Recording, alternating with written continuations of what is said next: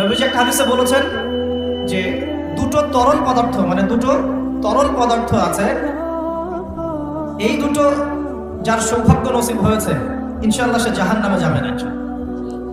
আরেকটা হচ্ছে দুটো দাগ যার শরীরে আছে সেও ইনশাআল্লাহ তাআলা জাহান্নামে যাবে না।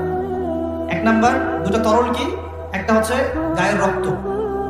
যে ব্যক্তি আল্লাহ পাকের দ্বীনের জন্য রক্ত দিয়েছে, আল্লাহ পাকের দ্বীনের জন্য, দুনিয়ার জন্য না, আল্লাহর দ্বীন প্রতিষ্ঠার জন্য যে সংগ্রাম করেছে, রক্ত ঝরেছে, এই যে রক্তের ফোঁটা মাটিতে পড়ার আগেই তার সমস্ত গুনাহ মাফ করে দেওয়া। যেমন উহুদের যুদ্ধে সাহাবীরা যুদ্ধ করেছেন না, বদরের যুদ্ধে সাহাবীরা যুদ্ধ করেছেন না, তাদের রক্তের ফোঁটা মাটিতে পড়ার আগেই সমস্ত গুনাহ আল্লাহ মাফ করে দিয়েছেন। আরেকটা তরল পদার্থ হচ্ছে অশ্রু, চোখের পানি। এই চোখের পানি যে ব্যক্তি আল্লাহকে স্মরণ করে গোপনে, নীরবে, নিভৃতে আল্লাহকে স্মরণ করে কান্নাকাটি করে চোখ দিয়ে পানি ঝরাতে পেরেছে, ইনশাআল্লাহ ওই চোখ জাহান্নামের আগুন দেখবে না।